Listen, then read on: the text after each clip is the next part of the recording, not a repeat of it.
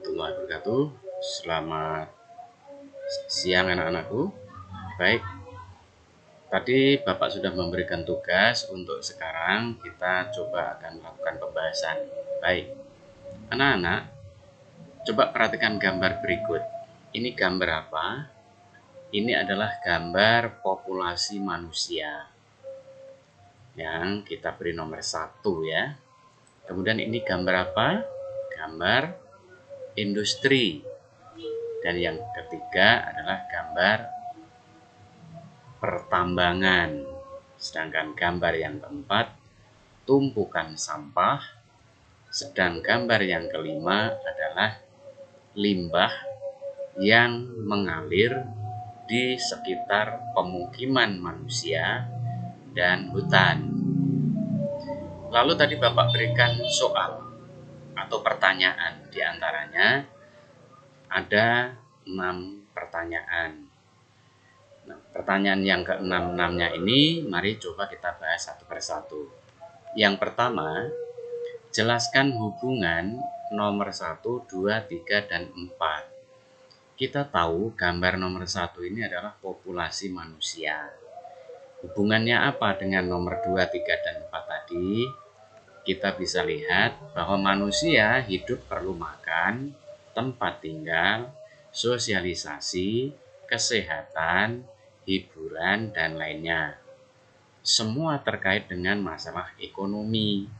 Maka dibangunlah industri pertambangan, rumah sakit, pasar, dan dampaknya semua pembangunan itu bisa positif atau negatif. Itu ya, nomor 1. Kemudian soal nomor 2, apa dampak positif dari nomor 3 ke nomor 1? Nomor 3 itu industri pertambangan. Apa dampaknya ke populasi manusia? Dampaknya adalah bisa positif, diantaranya industri pertambangan ini mampu meningkatkan ekonomi dan kesejahteraan hidup. Sedangkan dampak negatifnya adalah dapat terjadi kerusakan lingkungan dan terbentuknya limbah maupun sampah sisa dari pertambangan. Oke, jadi ada dampak positif, dampak negatif. Lalu yang berikutnya, apa dampak positif dari nomor 2 ke nomor 1? Kita lihat. Nomor 2 itu adalah perindustrian. Industri ya ini ya. Industri ini apa pengaruhnya kepada populasi manusia ini? Pengaruhnya banyak. Kalau ditanya industri dengan gambar semacam ini, pasti akan terjawab adalah polusi. Ya, kerusakan lingkungan, kerusakan ozon dan sebagainya. Itu negatif. Tetapi positifnya apa? Nah, kalau ditanya positifnya apa, industri ini bisa menyerap tenaga kerja, terjadinya perputaran ekonomi, dan peningkatan kesejahteraan. Kenapa? Karena dengan adanya industri, tersedianya lapangan kerja, sehingga tenaga kerja terserap, mengurangi pengangguran. Karena mendapatkan upah, maka penduduk mempunyai kemampuan, daya beli penduduk meningkat, kemampuan untuk membeli sesuatu barang penduduk meningkat karena punya gaji, sehingga ekonomi berputar. Dampaknya adalah kesejahteraan. Oke, berikut. Ini positif. Kemudian jelaskan apa yang terjadi pada nomor 5. Nomor 5 ini adalah, lihat ini air kotor. Ini air kotor. Ini sampah. Ini manusia sedang mencuci, berarti lingkungan hidup manusia. Ini sungai, ini hutan.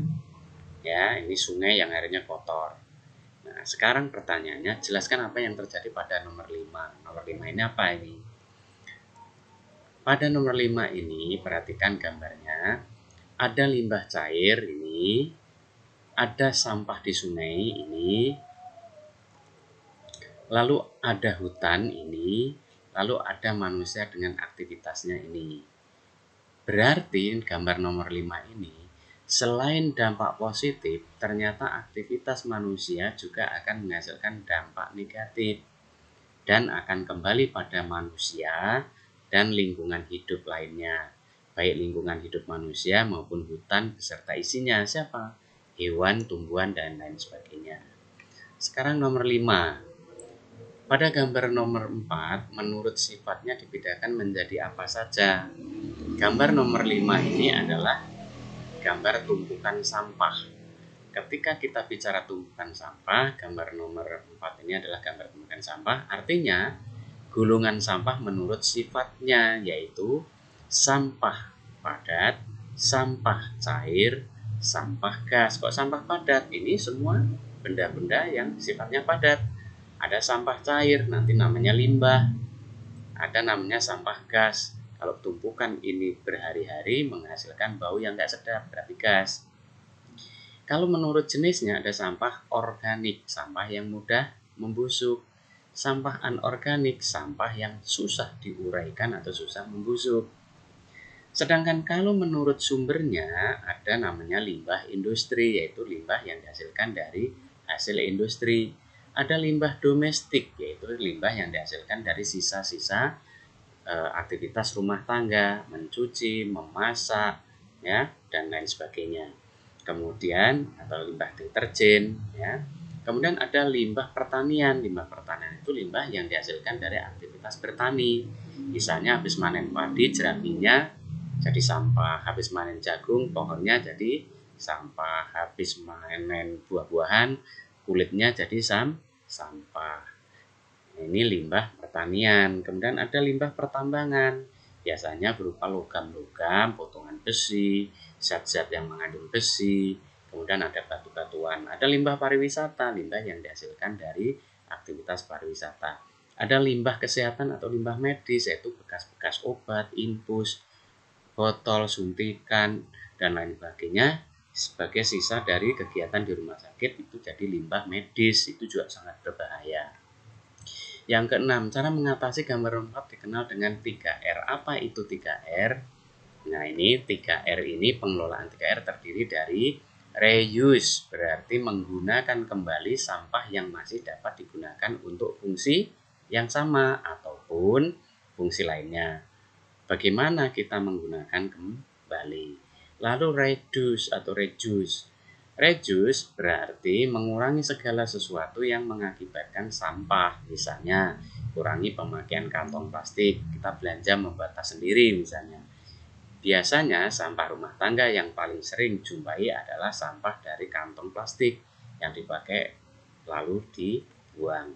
Lalu recycle berarti mengolah kembali atau mendaur ulang sampah menjadi barang atau produk baru yang bermanfaat.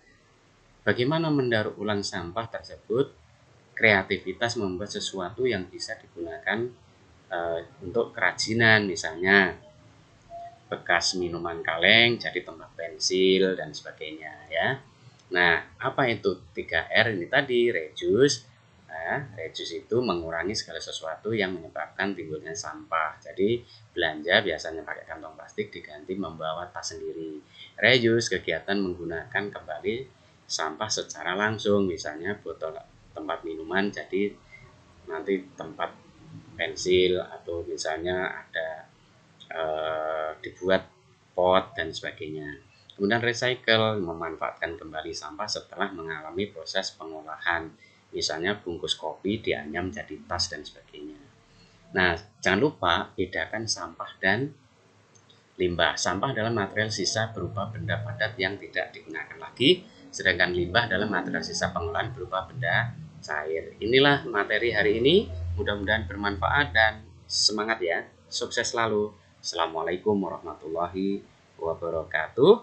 Selamat sore dan selamat belajar.